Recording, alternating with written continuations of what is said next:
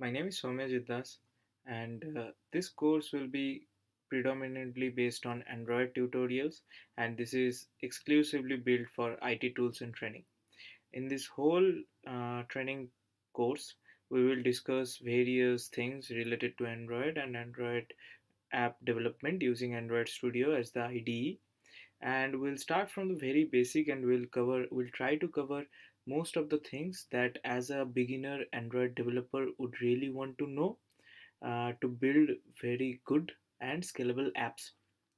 And as and when I'll go through this tutorial, we will get to know the first we'll get to know the basics, and starting onwards we'll get to know the things that are really useful to build modular, scalable, and functional applications in very ease and with less time.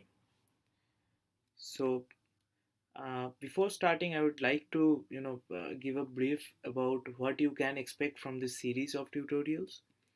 So basically, there will be 40 plus videos, which will be segregated among three sections, uh, not three sections, three parts, which are having multiple sections inside. And so these sections and parts will help you analyze which are the things that falls under which category. So uh, so let's say there is one thing like networking, like getting making some network calls and showing some data from the APIs into our Android application. That will fall into the networking sections, and related to all those things like getting data, getting images, all those things we'll discuss in that particular section. So dividing everything into section wise will help you guys to understand everything in a very modular and specific manner. And here in this complete tutorial series, the theory, which I'll give a brief idea about everything, and the practical things that will go along hand in hand. So you really don't need to worry about how am I gonna implement whatever it is told. It's everything I'll implement, and as well as I'll give the brief details about those things. Now to talk about the sections, I have divided predominantly this course into three sections. So the first one is beginner, and the second one is intermediate, and the third one is advanced. So basically, this transition will happen very smoothly. So you really don't need to worry about making steps. So as and when, so this course is designed in such a way that once you complete the beginner, you will be completely occupied with the knowledge that is required to start off with the intermediate course, and the next thing follows the same manner. So basically, in the beginner course, I'll deep down into the basic fundamentals of Android app development, starting from starting from giving you guys a quick round through the Android Studio and its basic widgets, and how it feels like to develop apps in Android Studio in as an IDE. That will be mostly discussed in the section A. Later on in the section B, I'll focus on the main app components like activity fragments and all those stuffs, and how you can pass small amount of data through activities fragments, through your bundles and all. So primitive data type passing will be discussed, and launch modes, and various kinds of layout that you will have to be acquainted with in order to build really good UI screens, and persistent data storage using shared preference. So all these things will be discussed in section B, and in the section C it will be mostly like how you can show up datas in a manner of list, and how you can get a make a API call and get some image from the uh, server and then show it in the app.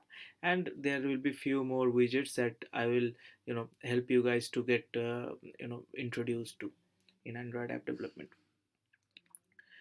In the intermediate course, and before starting into intermediate course, what I will do, so the beginner course will be developed and discussed through Java as a language, but from the intermediate onwards I'll take up Kotlin as the language, because we all know that Kotlin is the new way to go, and I really don't want uh, you as a student to be, to not being with the flow, what is happening in and around the Android development community.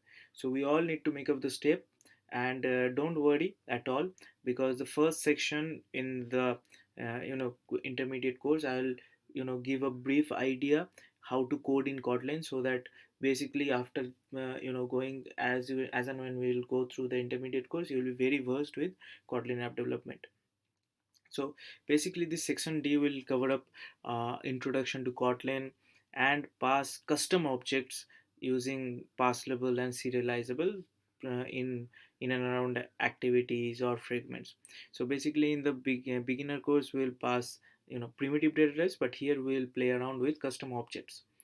And in the section E, it will be like broadcast receivers, services, and basic concept of Java, which there is a basic concept of Java named singleton. I will give a brief idea about singleton, because singleton is something that we will be using often in Android app development, and how we can ensure we get all the runtime permissions from a user uh, when user is navigating through the app, that I will discuss. And mostly there is one thing called MVP, model view presenter. So that thing will be the architecture to followed from the next videos. So that is why I want you to get acquainted with that architecture. So that is something I will discuss in section E. And for section F, it will be completely networking libraries, like how to talk with server using retrofit, and how we can make our life very easy, and the smooth transition between data passing from server to your app, that will be discussed. And apart from that, notification and Google Maps is something I want you to get acquainted with, so that is something I'll discuss. And in section G, it will be there is a so basically this section G rounds in a making a rounds around one fact, that there is one activity and multiple fragments coming in the same screen. So for that one, I have taken example of navigation drawer, tab view, and bottom navigation to show you how things happen inside that one. Now coming to the advanced course, so by the time you will go through the beginner and intermediate course, I believe you will be having enough knowledge so that you can make the transition easily towards advanced course. And the advanced course will be completely based in Kotlin, and all these things which will be discussed over here, that are very niche things, and that are often used in production ready apps in organizations. So you guys have to have a thorough knowledge in these things, and all those stuffs that will be discussed previously prior to advanced course, those are the basic prerequisites to in order to get very good hands in this advanced course. Here we will first start off with database, and I'll discuss room database, which is really new one, and that is what the organizations are taking into consideration in order to build new apps. And I'll discuss MVVM architecture pattern, model view, view model, and along with that I'll take live data for you to showcase the whole thing, how you can make database transactions using live data and MVVM model, which will be so much beneficial for you guys. And next on, I will completely focus on observer pattern. I will give you you know very good ideas regarding RxJava, event bus, and everything. And observable or flowable are the types which RxJava will be using. So basically we'll cover up that one. In section J, we'll focus on RxJava operators. What are the operators like map, filter, flat map iterable, everything will be discussed over there. If I can, I will introduce Rx binding to that one, or to this course also.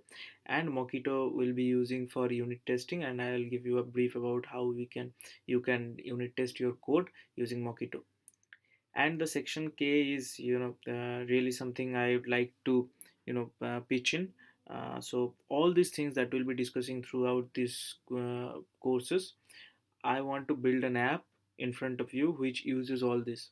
So basically, this will cover up every single detail that you have gone through, so that you can't really miss something that is really, really meaningful for your Android app development knowledge. And also, at the end, I will discuss what are the things that you can do now after having all this knowledge, and where to go from that point of time. So, uh, I believe that will be very, very mature and beneficial course for all the newbie Android developers, and even the Android developers that are, though who are really willing to take a step towards niche, using niche technologies, not falling back with the previous technologies that you used to use. and and I believe there will be a lot of fun discussing all these things with you guys. So without further ado, let's get started.